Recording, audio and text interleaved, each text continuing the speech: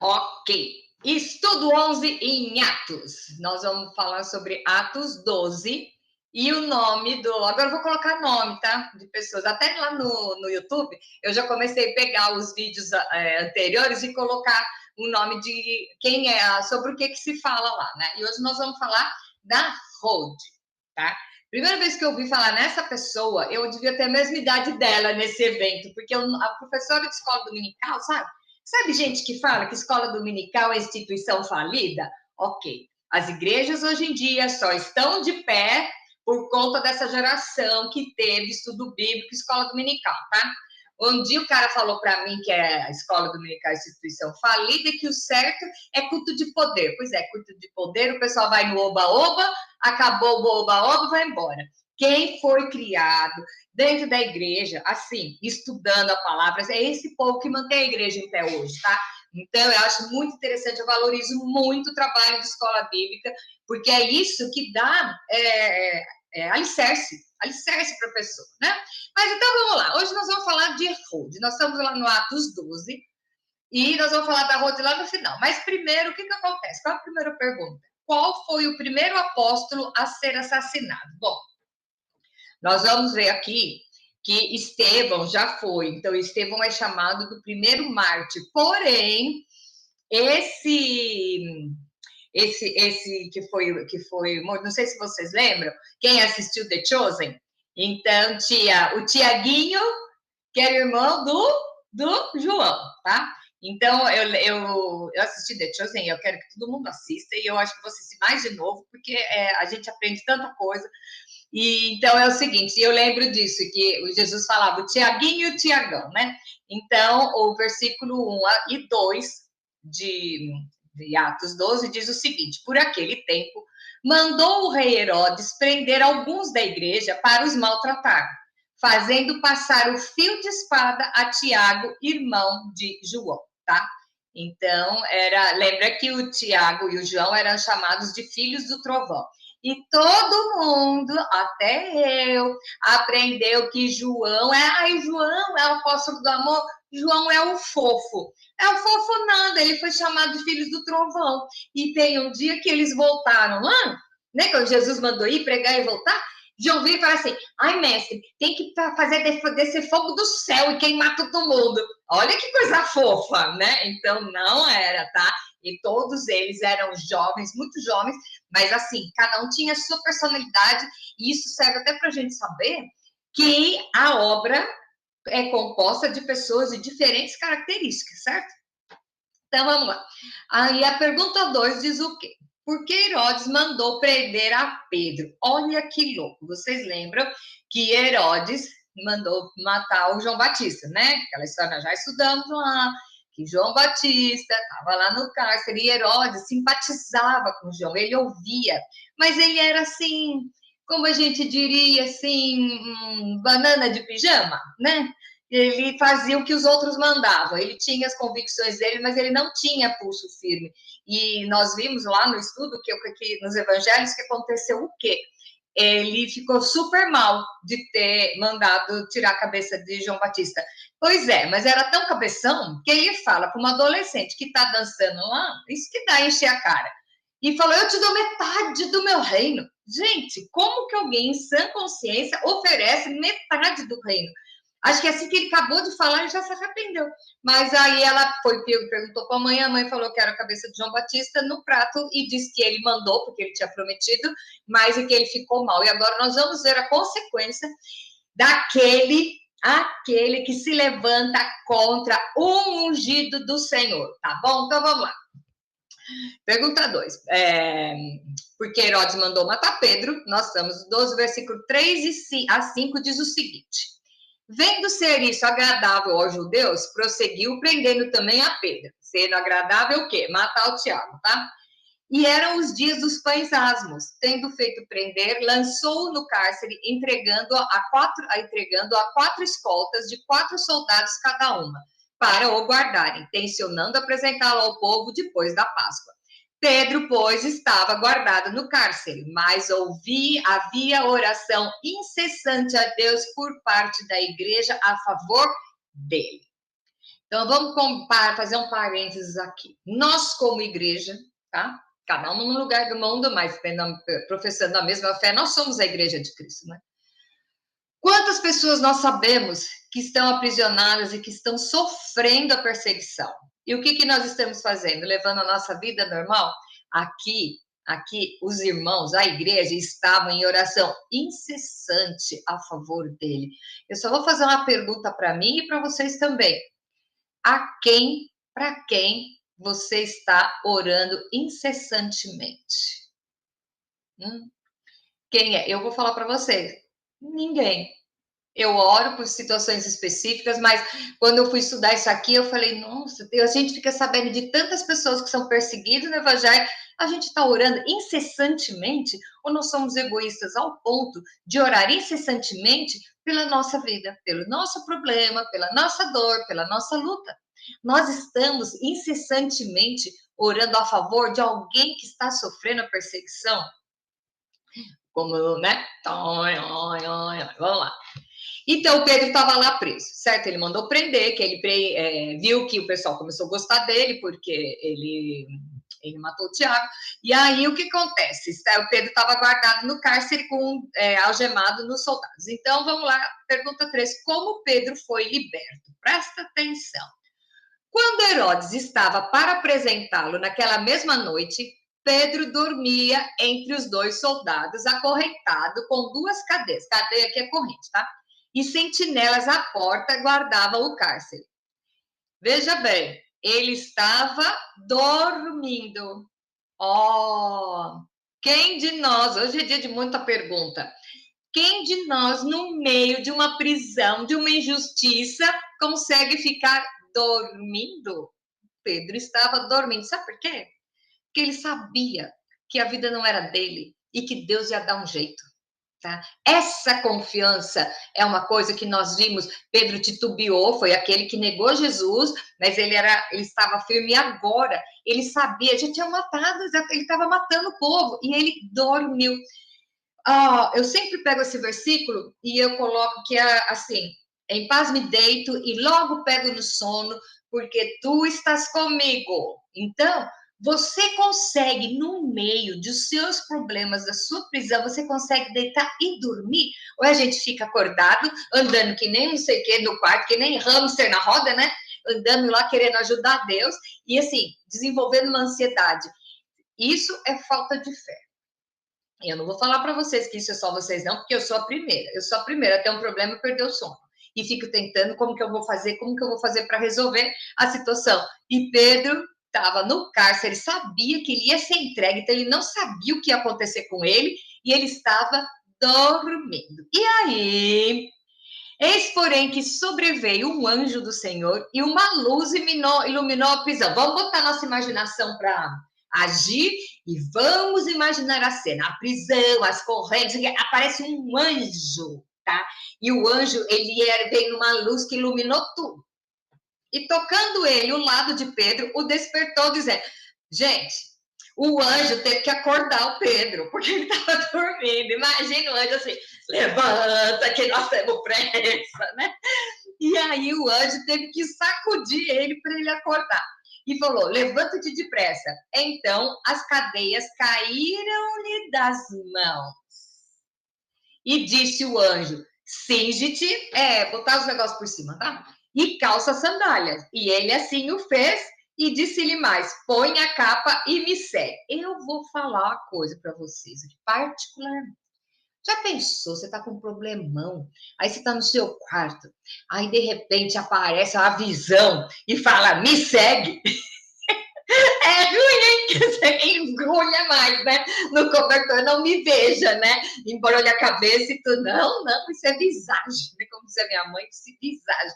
Não, mas aí o anjo, ele reconheceu que era um anjo, as cadeias caíram, quer dizer, as algemas, as correntes, né? E o anjo falou, põe a capa e me segue. E aí, pergunta 4. E quem saiu com Pedro até fora da prisão? Então, saindo, o seguia, não sabendo que se era real o que se fazia por meio do anjo. Parecia-lhe antes uma visão.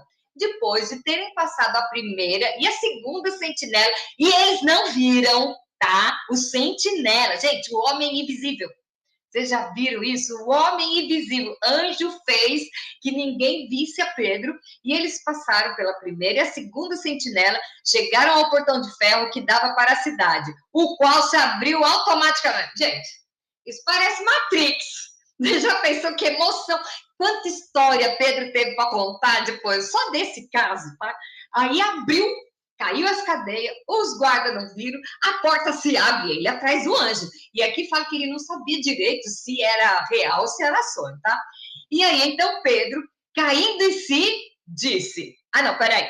E o qual se abriu automaticamente. E saíram, enveredaram por uma rua. E logo adiante, o anjo se apartou dele. No meio do caminho, o anjo puxa o carro. E ele disse, e agora? O que eu faço? Porque ele já tinha visto que era um anjo, né? E aí, de repente, o anjo simplesmente puxou o carro e deixou ele sozinho. Então, Pedro, caindo em si, disse, agora eu sei verdadeiramente que o Senhor enviou o seu anjo e me livrou da mão de Herodes e de toda a expectativa do povo judaico. Gente, eu ia estar correndo até agora. Depois eu ia pensar o que é que aconteceu, tá? Claro, o pessoal ia descobrir que estava, né? Estava lá fora, tinha que sumir. Bom, e aí, olha que interessante, a pergunta 5 diz o seguinte, por que você acha que ele foi para a casa de João Marcos? Pergunta da semana passada. João Marcos é quem? É quem escreveu o Evangelho de Marcos, tá? A igreja estava se reunindo na casa de Maria. Nós vamos ver essa Maria aqui ser mencionada, que ela era a mãe de João Marcos, tá? De Marcos. Então, a igreja, os membros da diretoria estavam se reunindo lá na casa dela. Então, é importante você ver que a última ceia foi feita na casa dela, tá? Era um ático, né, em cima, um andar de cima, e foi que o pai dele, que foi preparar, que encontrou lá, nós sabemos da história, e aí o que acontece? Quando, nesse evento, a casa também estava aberta, então eu acho que era assim, tipo, um ponto de pregação, era uma igreja, eu não sei exatamente, mas eles estavam se reunindo lá. E muitas pessoas estavam congregadas e oravam. Oravam por quê? Por Pedro, que estava preso, tá? Bom, e aí, pergunta 6. Como foi a recepção de Rode? Agora nós vamos ver a Rode. A recepção que Rode fez a ele. Vamos lá. Quando ele bateu ao póstigo do portão, veio uma criada chamava Rode ver quem era. Aqui, nesse texto não fala, porém, naquela época, o empregado de abrir e fechar a porta eram crianças, tá? Porque então a obrigação era das crianças. E ela devia ser, eu vi no documentário histórico aí, que ela devia ser tipo 12, 13 anos, uma coisa assim, ela era criança mesmo. Só que ela era uma criada da casa, tá? Os pais de Marcos, eles tinham boas posses, né? E ela era uma criada. Porém, olha só, ela reconheceu a voz de Pedro, quer dizer que ela estava, embora ela fosse uma criada, ela estava inserida no contexto. Aí eu vou perguntar outra coisa aqui. Quem aqui já teve empregada em casa, né? A sua empregada vivenciou o que é uma vida com Cristo? A sua empregada, de ver o seu dia a dia, ficou com vontade de ter o mesmo Deus que você tem? Ou como na igreja você é santinha e em casa você dá a surra na empregada? Pensa aí, tá?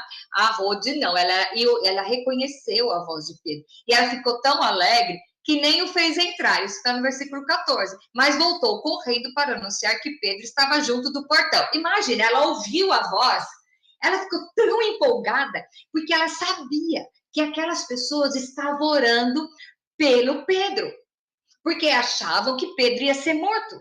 E ela estava lá junto. Aí ela sai, ela ouve a voz dele, ela ficou tão louca que ela voltou para contar. Então, pausa aí. Contar uma piada para vocês, que nem sei se é piada. É o seguinte: estava uma seca na terra, tá? Um período de seca, e resolveram fazer uma oração na montanha, no monte, pedindo chuva. Aí foi todo mundo sim, se encontrar na igreja e ia subir. todo mundo, aí chegou um molequinho de 10 anos, assim, correndo. Ai, desculpa, eu cheguei atrasado porque fui buscar meu guarda-chuva. Aí o pastor olhou e falou, mas filho, há quanto tempo não chove? Ele falou, uai, mas nós não vamos para o monte orar, pedir chuva? Eu já vim com o meu guarda-chuva. Então, ó, a fé do rapazinho, isso é uma história, mas aqui nós vemos dela. Ela ouviu, eles estão orando, pedindo para que Deus o liberte. Agora o cara vai na porta. Aí ela foi correndo falar. E aí, no versículo 15, diz o seguinte, eles disseram, está louca? Ela, porém, persistia em afirmar que assim era. Então disseram, ah, é o seu anjo. Quer dizer, o povinho para acreditar em assombração. Fala sério. Vamos lembrar deles lá no barquinho, lembra? Dos apóstolos lá no barquinho. E aí Jesus vinha vindo sobre as águas. Ai, meu Deus, fantasma, fantasma, fantasma. Então, aqui de novo, aquele povo naquela época acreditava muito em fantasma, em assombração. Então, quer dizer, é o anjo dele, né? Sei lá. E aí, no 16, entretanto, Pedro continuava batendo. Quer dizer, ele batendo, ele queria entrar rápido e tudo isso acontecendo e ninguém abriu a porta para ele. Então, eles abriram e viram-no. Entretanto, continuava batendo, então eles abriram e viram-no e ficaram atônitos. Ele, porém, fazendo sinal com a mão para que se calassem, contou-lhes como o Senhor o tirara da prisão e acrescentou, anunciar isto a Tiago e aos irmãos, e saindo, retirou-se para outro lugar, tá? Nós vemos o sobrenatural acontecendo aqui. O que estava, qual era o momento? Era o momento da perseguição. Por que eles tiveram que passar pela perseguição? Por quê? Jesus, lá em Mateus 28, diz o quê? Ide por todo mundo, pregai o evangelho a toda criatura. Foi todo mundo ficar encurujadinho lá no mesmo lugar. Aí teve que vir a perseguição para o povo sair. Então, na verdade, não era a ideia de começar a matar eles. Talvez se eles tivessem obedecido logo no primeiro momento, as coisas não teriam terminado dessa forma. Mas, no entanto, não, eles ficaram ali encurujadinho. Então, o que aconteceu? Levantou-se e foi a perseguição. E aí, eles estavam reunidos lá na casa do Marcos, aí e Pedro chegou, contou tudo e foi para outro lugar. Ok. Pergunta 7. O que Herodes fez com os sentinelas? Bom, sendo já dia, quer dizer, na manhã seguinte, houve não pouco alvoroço entre os soldados sobre o que teria acontecido a Pedro. Gente, na boa, o cara sumiu. O cara sumiu e eles não viram. Herodes, tendo procurado e não achando, submetendo as sentinelas a inquérito, ordenou que fossem justiçadas. Sabe o que é isso? Castigadas talvez até a morte, tá bom? E descendo da Judéia para Cesareia, Herodes passou ali algum tempo, tá? Vamos fazer um parênteses sobre Herodes aqui, de novo. Ai daquele que tocar no ungido do Senhor. De novo.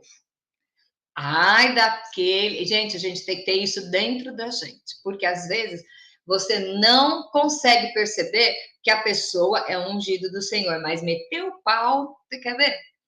Almoço de domingo, depois da escola dominical. Isso é coisa bem Brasil, né? É só meter no pau na igreja e no pastor. Como que você quer que os seus filhos tenham respeito pelas autoridades se na sua casa você mete o pau em um e outro, tá? Então, é muito complicado, porque mesmo que você não encare as pessoas como ungido do Senhor, é melhor tomar cuidado, porque vai que é, tá? Então, nós vamos ver o que aconteceu com Herodes aqui.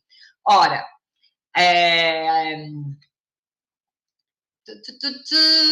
pergunta 8. Como foi a morte de Herodes? Olha, 20 e 23. Ora, havia séria divergência entre Herodes e os habitantes de Tiro e de Sidom. Porém, estes, de comum acordo, se apresentaram a ele e, depois de alcançar o favor de Blasto, camarista do rei, tá? O rei tinha um camareiro, gente. Pediram reconciliação, porque a sua terra se abastecia do país do rei. Em dia designado, Herodes, vestido de traje real, assentado no trono, dirigiu-lhes a palavra. E o povo clamava, é a voz de um Deus e não de um homem. Gente, no mesmo instante, um anjo do Senhor o feriu por ele não haver ter dado a glória a Deus, e comido de vermes expirou. Veja bem, não é expirou, depois os vermes comeu, não. Então, vocês entenderam isso aqui? O que é que aconteceu?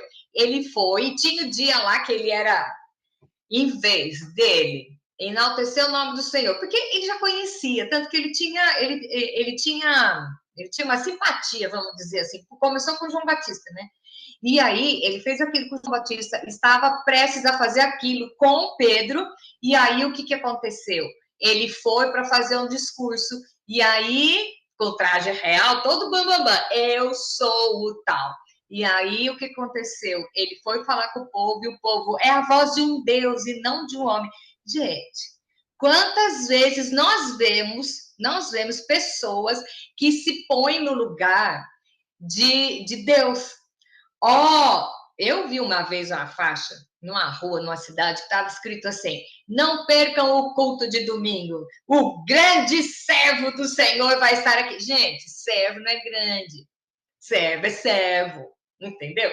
Ó, porque ele é maravilhoso, porque aquele cara, ele faz milagres. Gente, olha para quem você está dando a glória.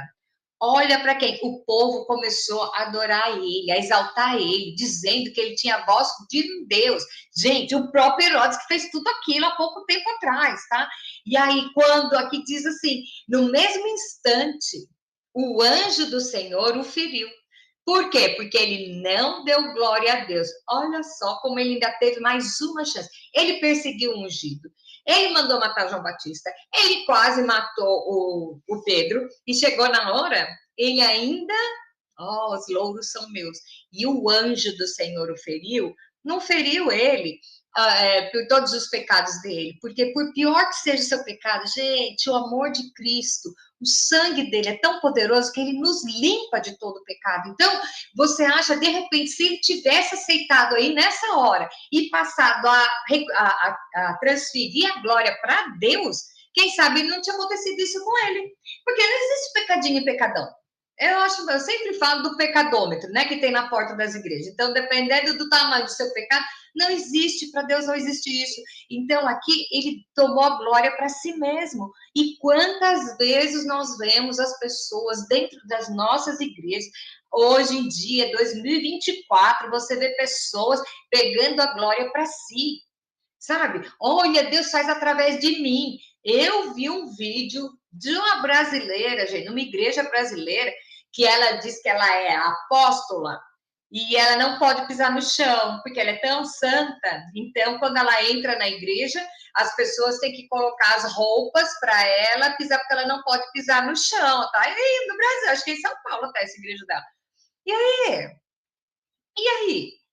Então, é assim, é muito fácil. Eu acho que essa história do pódio é uma estratégia do inimigo, porque todo mundo quer ser bem recebido e ovacionado. Quem não gosta de alguém olhar para você e falar assim: nossa, mas você é ótima, todo mundo gosta. Vocês sabiam que em Roma eles tinham o hábito, isso é interessante, cada vez que um soldado saía, né, o país saía lá e voltava, tinha o desfile. Então, Nero, ele era baixinho e careca, tá?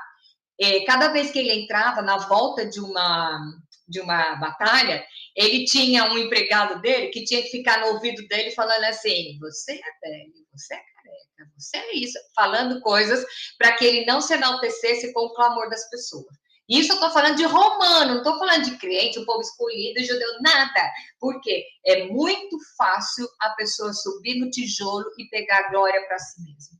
E aqui, veja bem, o anjo do Senhor feriu ele, não é porque ele perseguiu a João Batista, não, é porque ele não reconheceu a glória para o Senhor. E aí, olha que morte legal a dele. Vamos lá. E comido de vermes expirou. Começou a sair vermes e comer o corpo dele, e aí ele morreu. Olha como é sério você tributar a glória para outra pessoa. Tirar a glória do Senhor e colocar para você. Ai, mas Deus é amor. Ele é amor, mas ele é justo e ele é sangue, é fogo consumidor. tá? Ele não divide a glória com ninguém. Então, vamos ficar esperto para ver essas coisas, esses movimentos que nós vemos nas igrejas, nas comunidades. Você vai olhando, de repente, o negócio, então você pensa assim, meu, o cara é o porteiro do Santo dos Santos, né? É ele que decide quem entra ou não entra. Então, vamos abaixar a bola, vamos ter a consciência de que não é para você acusar, porque de repente você está agindo contra um ungido do Senhor, não é isso. Mas de quem? Porque dele e por ele e para ele são todas as coisas. Todas as glórias são para o Senhor. Então, a palavra assim, sim, Senhor, beleza. Não, Senhor, não existe. Então, eu sempre falo, vou fazer um parênteses aqui, que eu já falei outras vezes, é o quê? O que Jesus é na sua vida. Tá? No dezembro, nós comemoramos o Jesus que nasceu na manjedoura. Ok. Aí depois nós vemos Jesus sendo fazendo uma sabatina, né, com 12 anos lá no templo. Depois nós vemos Jesus ser um Marte. E aí eu te digo, ele quer ser o que na sua vida? Ele é o Senhor da sua vida ou ele é só o Salvador? Hoje ele quer ser o Senhor da sua vida. Então, se ele é o Senhor, não existe. Essas duas palavras não vivem juntas. Não, Senhor. Se é o Senhor, é sim. Então, quem é o Senhor da sua vida? O Senhor da sua vida é aquele que vai ditar todo o seu comportamento. Então, quando você tem a Deus, tá, acima de todas as coisas, e Jesus, que pagou caro pela sua vida, pelo seu pecado, ele é o Senhor de tudo, a glória não vai ser de você. Não, vai ser sua. A glória é dele. Então, o que nós temos que fazer? Ai, porque eu tô falando de Jesus aqui para minha vizinha, e não sei o que, ai, ela tá seguindo você ou ela tá seguindo o Senhor? Existe duas maneiras de administrar igrejas, e eu acho muito interessante, porque tem uma denominação brasileira que eles pensam o seguinte, o pastor só pode ficar 2 anos em cada igreja. Por quê? Para que as pessoas não fiquem dependentes do pastor, entendeu? Então tem essa rotatividade. Eu acho até interessante isso. Já tem outra linha que diz que tem que ser o pai não, né? O líder da igreja tem que ser o pai, ok, tudo bem. Mas eu acho que é muito perigoso, é uma linha muito tênue entre a idolatria e a verdadeira adoração. Então, é assim, eu estou numa igreja, o pastor saiu, eu troco de igreja, uai, você está lá na igreja por causa do pastor? É claro que se é um pastor dedicado, um pastor chamado, um pastor que é pastor mesmo das ovelhas, é muito comum a gente se apegar nesse pastor, tá? É comum isso, mas a sua devoção, o seu parâmetro tem que ser o Senhor Jesus, que é o único caminho entre nós e Deus. Então, nós precisamos ter cuidado para não estar endeusando outra pessoa, até por amor da outra pessoa. Porque se todos nós somos fracos e o diabo fica cochichando no seu ouvido, nossa, você falou bonito hoje, hein? Nossa, mas essa igreja não merece você, porque você é tão legal, você é tão poderoso, você pode. Isso é a armadilha do diabo. Porque dele, por ele, para ele são todas as coisas, para o Senhor. Então, cuidado. Muitas vezes os louros, as honras chegam para a gente, não é Deus que está mandando, tá? Não é Deus, é o inimigo administrando o seu orgulho, administrando a sua autoproclamação. Gente, a gente precisa ter muito cuidado com isso, muito cuidado, porque a glória é somente dele. E o que aconteceu aqui com Herodes foi isso que aconteceu, tá? A glória foi toda para ele ficou tão feliz que veio o anjo do Senhor e o feriu com vermes. Fala sério, né? Tem umas coisas sérias, né, na Bíblia. Bom, vamos lá. Pergunta 9. O que aconteceu com a palavra do Senhor em vista desses acontecimentos? Aqui, ó. Com tudo isso aqui, o que aconteceu? A palavra do Senhor crescia e se multiplicava.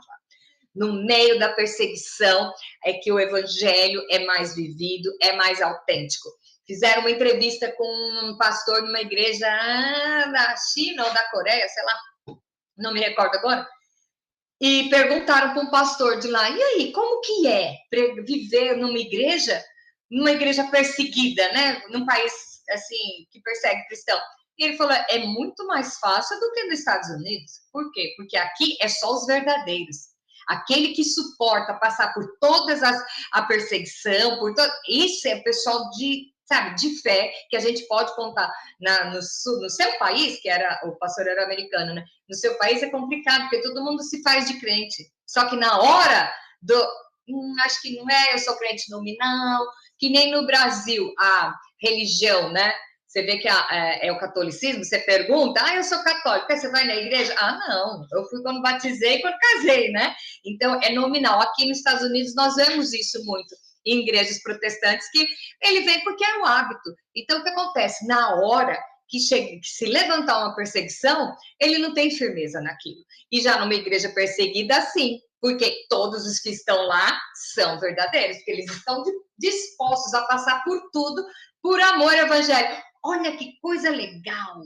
E já pensou você poder fazer parte de um time desse? Nossa, meu. Mas eu não tenho vocação para ir lá no meio dos índios. Ok! Quem faz missão é quem vai e quem banca. Então, pega um missionário, comece a investir nele, e você está indo, porque como ouvirão se não há quem pregue, e como pregarão se não há quem o envie? Você pode ser missionário até com as suas orações, com as suas ofertas. E eu não vou passar, fazer pedido de oferta para missionário aqui não, tá? O que eu estou falando é exatamente isso. Onde que você está, o seu comprometimento com o evangelho? Pode ser que a terra chegue a chegar num momento que Jesus está voltando, tá? E nós chegamos num momento em que vai ter a perseguição de novo. Para quê? Para peneirar. Para peneirar quem é e quem não é, tá? E olha, eu tô achando que Jesus, como diz o pastor Cláudio Duarte, ele já saiu de lá. Então a coisa tá bem na hora de você observar as notícias, observar o Apocalipse e ver qual é a sua participação nessa história, sabendo que a sua vida está escrevendo o último capítulo da Bíblia, tá bom? Bom, vamos lá. Pergunta 10 e última. Quem foi levado com Barnabé e Saulo a Jerusalém? Então, aqui começa a história desse trio aqui. Barnabé e Saulo, cumprida a sua missão, voltaram a Jerusalém, levando também consigo a João, apelidado Marcos. É o evangelista que ele escreveu o evangelho dele baseado no que Barnabé falou com ele, tá bom? Então, eu acho que, assim, o estudo de Atos é uma coisa de você ver como se solidifica a igreja, tá? E a igreja não é aquela casinha, não. Sou eu e são vocês. E agora, veja bem, vamos só recapitulando. Qual é o seu papel de intercessão por aqueles que estão sofrendo privações, né? É como Rode, que ela estava ouvindo, ela conhecia tudo e ela ficou tão encantada que ela foi a primeira a ficar sabendo do milagre. Por quê? Vai saber se de repente ela não era a mais comprometida, porque quando criança ela não teve ainda uma vivência depois assim pessimista, né? A criança é mais intensa, por isso que Jesus fala que nós temos que ser como criança. Criança é intenso. Ela reconheceu a voz, ela ficou tão empolgada que em vez de abrir a porta, ela foi correndo falar para o povo: gente, a oração foi ouvida! E o povo lá, essa menina tá louca. Olha que legal. Você é o pessoal da reunião ou você é a Ruth que foi lá ficar sabendo? Que legal, né? Garanto que vocês nunca mais vão esquecer do nome dessa menina, tá? Porque se eu já cheguei nessa idade que eu tenho, e faz muito tempo que eu tive a idade dela, tá? Bastante. E aí ainda tem chance de eu agir como ela. Então vamos ter isso na nossa mente hoje. Qual o meu papel na intercessão? A quem eu estou dando a honra? A quem eu estou dando a honra de tudo o que eu faço? Então, é uma coisa para a gente pensar bem, e com essa base, nós vamos começar a entender o que acontece no resto do livro de Atos, tá? Foi Lucas que escreveu, e ele foi bem meticuloso em juntar os eventos, todos assim, de uma ordem cronológica, muito fácil para a gente entender realmente o momento, como estava acontecendo. Então, eu agradeço a Deus por essa oportunidade da gente estar aqui, estudando a palavra do Senhor. Nós estamos tendo acesso a coisas que, de repente, nós cansamos de ler e nós não vimos. Eu falo isso para vocês. Cada capítulo que eu pego para estudar, eu descubro uma porção de coisa. E é assim que é o nosso Deus. Ele é fiel, ele é soberano e ele se agrada da verdade. Ele se agrada de corações contritos. E ele nos deu a salvação através do Filho dele. E o Filho dele tem que ser o Senhor da nossa vida, para você cumprir o papel que Deus colocou para você. Quando você estava, sua mãe nem sabia que ela estava grávida, Deus já conhecia você pelo seu nome e ele já sabia o projeto que ele tinha para você. Então, já pensou, você chega agora, de uma hora para outra, e fala assim: Senhor, o Deus está me chamando. Deus está te chamando, é aquele que chama, é o que capacita. Então, continua, porque você vai ser usado aonde você está. As pessoas que estão do seu lado são as que precisam do seu testemunho. Não importa se você quer empregar em estádios, de repente você tem que pregar para a menina que trabalha na sua casa, para a Rode que tem dentro da sua casa. Você tem que mostrar como é a vida de um cristão, como é a vida de uma pessoa aos pés da cruz, para que as pessoas tenham vontade de ter o mesmo que você. Então, que Deus esteja nos abençoando e que o estudo de hoje tenha sido assim, um cutucão para a gente, a partir de amanhã, ou de hoje ainda, já continuar a começar a fazer a diferença, a agir de uma maneira diferente. Então, as perguntas de hoje são essas. Você está envolvido com a oração e intercessão do mesmo jeito de Rode?